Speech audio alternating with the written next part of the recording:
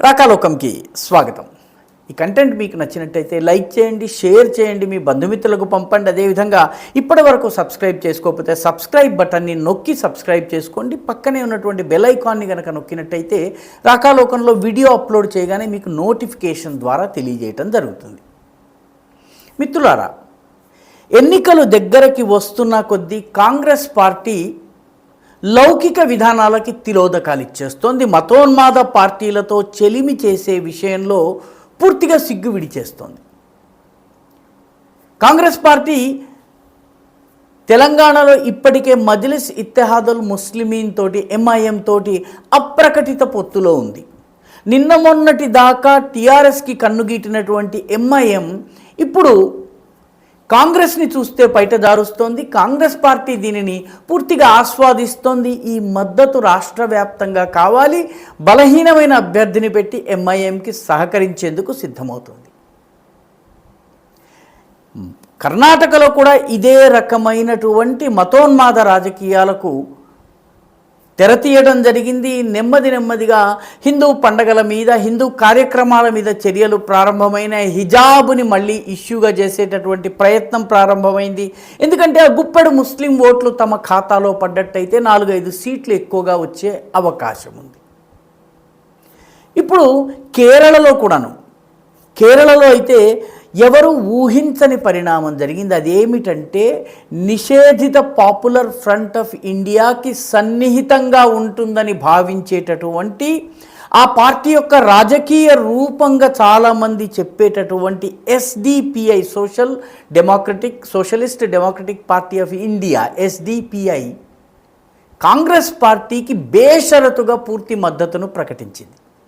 కేరళలో కాంగ్రెస్ పోటీ చేస్తున్నటువంటి అన్ని ప్రదేశాలలో తమ ఓటర్లు, తమ మద్దతుదారులు కాంగ్రెస్ పార్టీకి అనుకూలంగా పనిచేస్తారని చెప్పి కేరళ ఎస్డిపిఐ శాఖ అధ్యక్షుడైనటువంటి మువత్తుపుజా అష్రఫ్ మౌలవి ప్రకటించారు.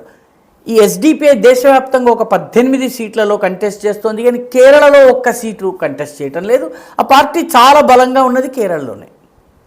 కేరళలో కాంగ్రెస్ పార్టీకి సమర్థన మద్దతునిస్తోంది. కాంగ్రెస్ పార్టీ ఈ మద్దతు వద్దు అని చెప్పడం లేదు, కావాలి అని చెప్పడం లేదు, ఎటువంటి ప్రకటన విడుదల చేయటం లేదు. కాంగ్రెస్ పార్టీలో ఉన్నటువంటి నాయకుడు ఎంఎం హసన్ దీన్ని స్వాగతించారు.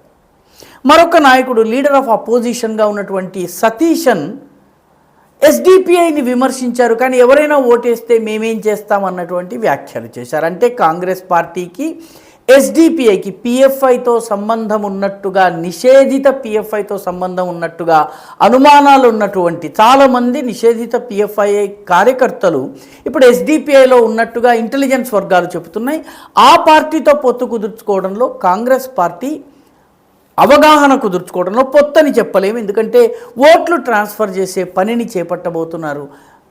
కాంగ్రెస్ పార్టీ ఏమాత్రం సంకోచించటం లేదు. ఇది ఆశ్చర్యకరమైనటువంటి విషయం.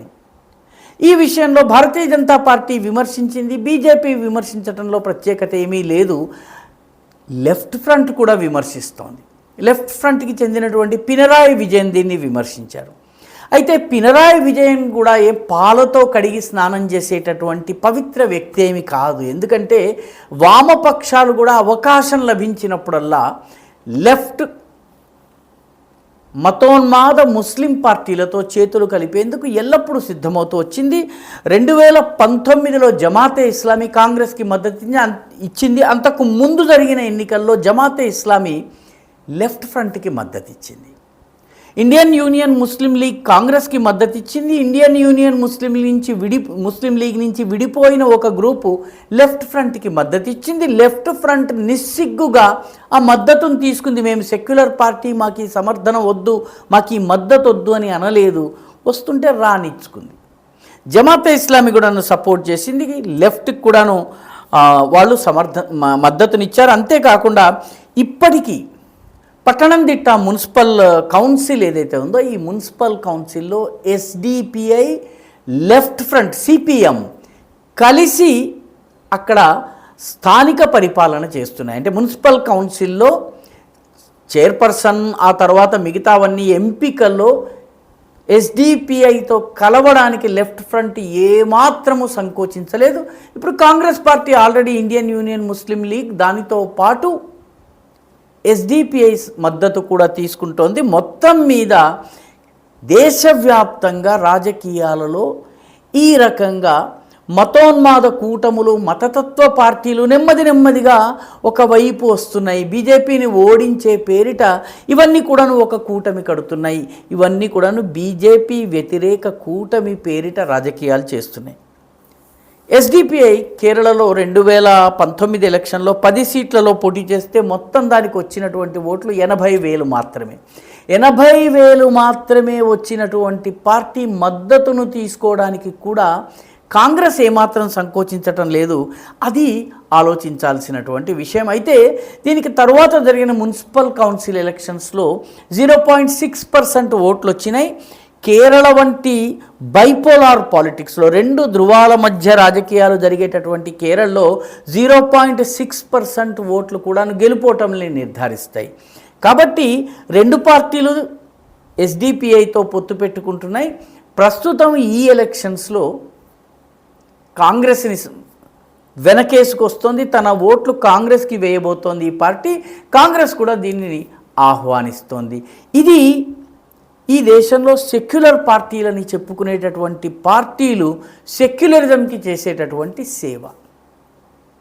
అంటే కేవలము బీజేపీని ఓడించాలన్నటువంటి ఏకైక లక్ష్యంతో వాళ్ళు ఈ దేశంలో బాంబు పేలుళ్లకి కారణమైనటువంటి వాళ్ళు, సిఏఏ పేరిట దేశంలోని ప్రధాన నగరాలు దిగ్బంధనం చేయాలనుకున్నటువంటి వాళ్ళు, హత్రస్ వంటి ప్రాంతంలో మత ఘర్షణలకు పాల్పడ్డటువంటి వాళ్ళు, షాహీన్ బాగ్లో దిగ్బంధనం చేసినటువంటి వాళ్లతో చేతులు కలిపేందుకు ఏమాత్రము సంకోచించటం లేదు. ఎస్డిపిఐని పిఎఫ్ఐని ప్రభుత్వము నిషేధించింది. ఆ నిషేధిత సంస్థతో సంబంధాలు ఉన్నట్టుగా భావించినటువంటి పార్టీతో కలవడానికి కూడా ఏమాత్రం సంకోచించటం లేదు. కేరళ రాజకీయాలు నిజానికి చాలా తమాషా రాజకీయాలు, విడ్డూరాలు, విచిత్రాలన్నీ కూడా కేరళలో జరుగుతాయి. ఎందుకంటే దేశమంతా ఉన్నటువంటి ఇండి కూటమి కేరళలో పనిచేయటం లేదు. కేరళలో వయనాడులో రాహుల్ గాంధీకి వ్యతిరేకంగా పోరాడుతున్నటువంటి పార్టీ సిపిఐ అభ్యర్థి అయినటువంటి యానీ రాజా ఆయనకు వ్యతిరేకంగా పోరాడుతున్నారు. యానీ రాజా సిపిఐ జాతీయ ప్రధాన కార్యదర్శి అయినటువంటి డి రాజా భార్య. ఇటీవల కొద్ది రోజుల క్రితం ఢిల్లీలో జరిగిన ఇండి కూటమిలో డి రాజా, రాహుల్ గాంధీ పక్కపక్కన కూర్చున్నారు, ఆలింగనం చేసుకున్నారు, చాలా ఉల్లాసంగా మాట్లాడుతూ ఉన్నారు. ఢిల్లీలో దోస్తీ, కేరళలో మాత్రం కుస్తీ, ఈ విధానాన్ని వాళ్ళు అవలంబిస్తున్నారు. మొత్తం మీద మతోన్మాద శక్తులు నెమ్మదిగా బీజేపీ వ్యతిరేకత పేరిట తమ ఓట్లను ఏ కూటమికి ట్రాన్స్ఫర్ చేస్తున్నాయో, ఆ కూటమి ఏ రకంగా దీన్ని స్వాగతిస్తోందో, సైలెంట్గా ఏ రకంగా వెనకేసుకొస్తుందో, ఇవన్నీ గనక చూసినట్టయితే 2024 ఎన్నికలు అత్యంత కీలక దశలో ఉన్నాయి. ఈ ఎన్నికలు మతపరమైనటువంటి పోలరైజేషన్ చేసేటటువంటి పార్టీలన్నీ ఒకవైపు వస్తున్నట్టుగా, అభివృద్ధి వైపు పోరాడేటటువంటి కూటమి అంతా కూడా ఒకవైపు వస్తున్నట్టుగా చాలా స్పష్టంగా తెలుస్తోంది, స్పష్టంగా కనిపిస్తోంది. రానున్న రోజుల్లో ఈ రకమైనటువంటి మతతత్వ పార్టీలు ఇంకెన్ని ఏ కూటమితో చేతులు కలుపుతాయో చూడవలసి ఉంది.